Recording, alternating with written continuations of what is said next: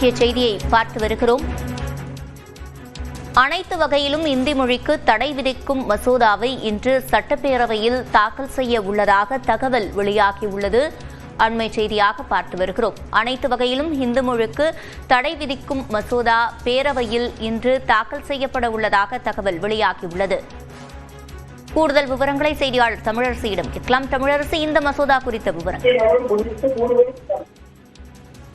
பரபரப்பான அரசியல் சூழலில் இன்று சட்டமன்ற கூட்டத்தொடர் தொடங்கியது. நேற்று 2 தீர்மானங்கள் வாசிக்கப்பட்டு சட்டப்பேரவை ஒத்திவைக்கப்பட்டது. இந்த நிலையில் தற்போது இன்று 2வது நாளாக சட்டப்பேரவை தற்போது கூடியிருக்கிறது. இந்த நிலையில் மிக முக்கியத்துவம் வாய்ந்த சட்ட மசோதா தாக்கல் செய்யப்பட இருப்பதாக தகவல்கள் வெளியாகியிருக்கிறது.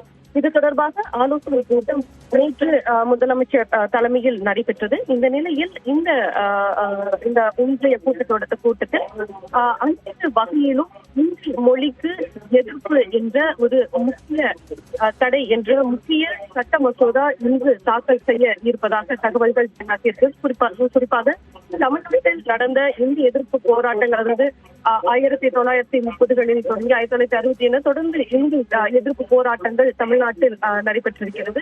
பல தருணங்களில் இந்தி திணிப்பை எதிர்த்து பல்வேறு போராட்டங்களும் இங்கு நடைபெற்று வந்திருக்கின்றன. இந்த புதிய கல்விக் கொள்கையின் அடிப்படையில் தாய்மொழி ஆங்கிலம் தவிர்த்து 3வதாக ஒரு மொழியை கற்றுக்கொள்ள வேண்டும் என்பதை தமிழக அரசு ஏற்கவில்லை. அதே போல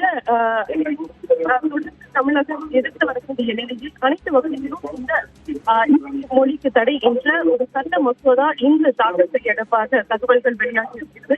பொதுவாக பொது இடங்களில் இருக்கக்கூடிய பெயர் பலகைகள் உள்ளிட்ட அனைத்து வகையிலும் இந்த இந்தி மொழிக்கு தடை செய்யக்கூடிய மிக முக்கியத்துவம் வாய்ந்த மசோதா இன்று தாக்கல் செய்ய இருப்பதாக தகவல்கள் வெளியாகியிருக்கிறது. சிவரஞ்சன்.